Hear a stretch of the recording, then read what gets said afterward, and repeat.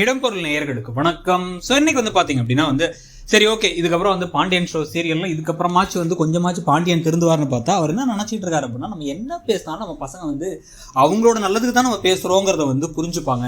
இவர் ஏதோ இந்த கசப்பான மருந்து மாதிரி, இந்த மருந்து தான் அவங்களுக்குலாம் ஒரு ஆரோக்கியத்தை கொடுக்க போகுதுன்னு நினச்சிட்டு இருக்காரு. எந்த காலத்தில் இருக்காரு அப்படிங்கிறது நமக்கு இன்னும் புரியவே இல்லை.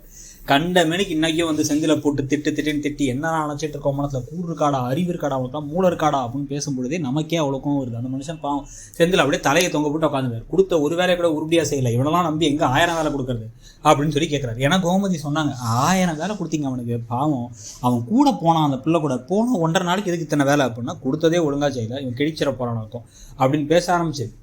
எப்படிடா அப்படி இருக்க, நான்லாம் போனேன்னா எங்கே போனாலும் எந்த வேலைனாலும் செய்ய வேண்டாம், ஒரு வெயிட் பண்ண முடியாதவனால இப்போ காசு வருமா வராது அவ்வளோதான், இப்போ அந்தளவுக்கு கூட பொறுமலைனா எப்படிறா அப்படின்லாம் எல்லாத்தையும் பேசினதுக்கு அப்புறமா பார்த்தீங்க அப்படின்னா இப்போ இன்னொரு விஷயத்தையும் சொல்லியாச்சு. என்ன அப்படின்னா, இந்த மாதிரி நீ நடந்துகிட்டு இருந்த, இந்த மாதிரி ஒன்றை மாதிரி நான் கடன் நடத்தினேன் அப்படின்னா நான் ஆண்டி தான் ஆவேன், இல்லை ஓட்டாண்டி ஆகிடுவேன் அப்படிங்கும் போது டக்குன்னு சிரிச்சிட்டாங்க தங்கமயில் சிரிச்ச உடனே மீனாக்கு சமூகம் வந்துருச்சு. அது வரைக்கும் கூட அமைதியாக இருந்தவங்க, அவங்களுக்கு பாதி விஷயம் புரியல. ஏன்டா ஃபோனை சுவிச் ஆஃப் பண்ணனா இவர் சுவிச் ஆஃப் வேறு பண்ணாரான்னு அவங்க ஷாக்கில் இருந்தாங்க.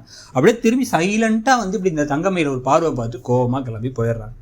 அந்த கோபத்தோடு அவங்க கிளம்பி போக இப்போ தான் பார்த்தீங்க அப்படின்னா அடுத்த கட்ட பிரச்சனைகள் வர ஆரம்பிக்குது இவருக்கு. ஸோ இப்போ இதில் என்ன பிரச்சனை அப்படின்னு பார்த்தீங்க அப்படின்னா இப்போ இவருக்கு பாண்டியனுக்கு என்ன நடக்குது ஏது நடக்குது எல்லாருமே ஒரு வில்லனாக பார்க்குறாங்க அப்படிங்கிறத புரியவே இல்லை. அதில் கூட வேற யாராவது சொன்னாலும் அதை ஏற்றுக்கிறதுக்கான மனப்பான்மையும் இல்லை. இதனால் ஒரு பெரிய பூகம்பமே வெடிக்க போகுது அப்படிங்கிறது அவருக்கு இன்னமும் தெரியல. ஒரு நாள் டமக்குன்னு ஒரு பெரிய பிரச்சனை தான் வெடிக்க போகுது. இது ஒரு பக்கம் இருக்கும் பொழுதே இப்போ மீனா ரூம்குள்ளே போய் கோவமாக உட்காந்துருக்க மீனாவை போய் சரி பண்ணுறதுக்காக கோமதி போனால் அங்கே என்ன நடந்துச்சு தெரியுமா? 1000 விஷயம் நடந்துச்சு. எல்லாத்தையும் உங்கள்கிட்ட சொல்லலான்னு வந்தா, ஆனால் அதுக்குள்ளார மாமா அவ்வளோ தூரம் திட்டுறாரு. மாமா அவ்வளோ தூரம் திட்டி அவருக்கு போன 1.5 நாளில் அத்தனை வேலை கொடுத்தாரு, 20 நாளைக்கான வேலையை கொடுத்தாரு. இவரும் செஞ்சார். ஒரே ஒரு வேலையை செய்யலை, அந்த வேலையும் இவருக்கு ஏற்ற மாதிரி அவர் செஞ்சார். என்னென்னா பணத்தை ஃபோனில் பேசி அனுப்பிடுங்கன்னு சொல்லி நேரில் பார்த்து பேசிட்டு வந்துட்டார். அவ்வளோதான். அதுக்கு ஒரு உட்காந்து பேசலாம், இவ்வளோ தூரம் கோபமாக பேச வேண்டிய அவசியமும் இல்லை, இவ்வளோ திட்ட வேண்டிய அவசியமும் இல்லை, இதெல்லாம் சுத்தமாக சரியில்லை அப்படிங்கிறத சொல்லியாச்சு. சொன்னதுக்கு பிறகு தான் என்ன ஆச்சு அப்படின்னா அப்படியே ஒரு மாதிரி ஷாக்கில் இப்போ கோமதி பார்க்கும்பொழுதே டக்குன்னு இவங்க என்ன சொல்கிறாங்கன்னா, தங்கமயில் நிஜமாகவே என்ன தான் நினச்சிட்டு இருக்காங்க அவங்க மனசில் அப்படிங்கிறது எனக்கு சுத்தமாக புரியல. அவங்க சிரிக்க வேற செஞ்சாங்க அப்படின்னா சிரிச்சாலாம் அப்படின்னு ஷாக்காக வராங்க கோமதி. ஆமாம் சிரிச்சாங்க, கழுக்குன்னு வேற சிரிச்சாங்க அப்படின்னு சொல்லிட்டு இந்த பக்கம் ராஜி மீனா 2 பேரும் சொல்லிட்டு இருக்கும் போதே டக்குன்னு உள்ள தங்கமயில் வராங்க. என்னாச்சு, காஃபி போட்டு தரான்னு வந்தேன், காஃபி போட்டு கொடுத்தாங்களா அத்தை அப்படின்னு. போட்டு கொடுக்குறலாம் உங்களுக்கு தானே தெரியும் அப்படிங்கிறாங்க மீனா.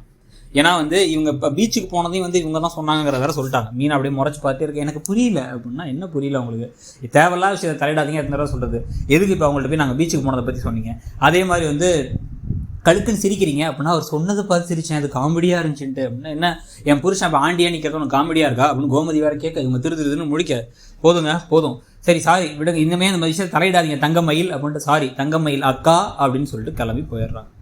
ஸோ கிளம்பி போனதுக்கு பிறகு தான் பார்த்தீங்க அப்படின்னா இப்போ புதுசாக அடுத்த கட்ட பிரச்சனைகள் இப்போ இங்கே செந்திலுக்கு என்ன பண்ணுறாரு அப்படின்னா, அவர் கடையில் உட்காந்து பழனிவேல்ட்டையும் முருகேசன் மாமாட்டையும் குமரேசன் மாமாட்டையும் அங்கே என்ன நடந்துச்சு அப்படிங்கிறத சொல்லிட்டு இருக்கும்போது பாண்டியன் அங்கே வந்துட்டார். வேகமாக உள்ளார வந்துட்டு இப்போ பார்த்துட்டு என்னடா நினச்சிட்டு இருக்காரு, இங்கேயும் வேறு திட்டுறாரு, இங்கேயும் பிரச்சனை. உடனே போனதை இப்போ ஒரு உறுப்பியாக ஒரு வேலையை செய்ய முடியல, கொடுத்த வேலைலாம் ஒழுங்காக செய்ய மாட்டேற, வேஸ்ட்டு அப்படி இப்படின்னு பேசிட்டு, நான்லாம் ஒரு கல்யாணத்துக்கு போனால் கூட அவங்க வேலை செய்வேன், கூட துணைக்கு போனால் தானே இந்த வேலை கூட செய்ய முடியலன்னா எப்படி இந்த வயசில் அப்படி இப்படின்னு பேசிட்டே இருக்க. பாவமாக காசு வந்துரும்பான்னு இருக்காரு செந்தில். வராமல் இருக்கட்டும் அவனை வச்சுக்கிறேன் அப்படிங்கும்போது செந்தில் கோவமாக போயிடுறாரு. உடனே இங்கே தானே போயிருக்கான் வந்துருவான் அப்படிங்கிற மாதிரி இருக்கா. இன்னொரு பக்கம் பழனி வேலையை கிளம்பி குடோனுக்கு போக சொல்ல இப்போ குமரேசன் மாமா சொல்கிறார், இந்த மாதிரி இருக்காதப்பா, பசங்க வளர்ந்துட்டாங்க அப்படின்னா. வளர்ந்துட்டாங்கன்னா என்ன, நான் சொல்கிறத கேட்க மாட்டாங்களா, என் பசங்க நான் சொல்கிறத கேட்பாங்க, திட்டினா கூட நான் நல்லது தான் திட்டுறாங்கிறத புரிஞ்சுப்பாங்க அப்படின்னு சொல்லிட்டு இருக்காங்க. இதுக்கு நடுவில் ராஜி ஒரே சந்தோஷமாக புது ட்ரெஸ், இவர் வாங்கி கொடுத்த ட்ரெஸ்ஸை பார்த்து கண்ணாடி முன்னாலாம் நின்று போட்டு பார்த்து வேகமாக என்ன பண்ணுறாங்க அப்படின்னா லல்லலாம் டான்ஸ் ஆகிட்டே வராங்க.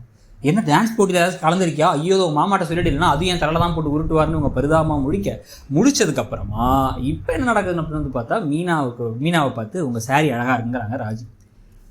சரி என்ன விஷயம் அப்படின்னா டக்குன்னு அத்தை உங்களுக்கு சாரி கூட அழகாக இருக்குது அப்படின்னா, என்னது அப்படின்னா, ஏன் உன் ட்ரெஸ்ஸு புது ட்ரெஸ்ஸா அப்படின்னா, இந்த சரவண கல்யாணத்துக்கு அப்போ எடுத்ததா அப்படின்னா, இல்லை நேற்று எடுத்தது அப்படின்னா, நேற்று எப்போ நீ போன அப்போ நீ எடுத்தியா? நான் எடுக்கல அப்படின்னா, ஓ ராஜி கதிர் எடுத்து கொடுத்ததா அப்படின்னு வந்து ஷாக் ஆகி வந்து இவங்க மீனா கேட்க, உடனே இவங்க வெக்கப்பட்டு சிரிக்க, அதை பார்த்து கோமதி ஷாக் ஆகன்னு சொல்லிட்டு ஒரு மாதிரி ஜாலியாக கடைசியாக முடிஞ்சிருச்சு.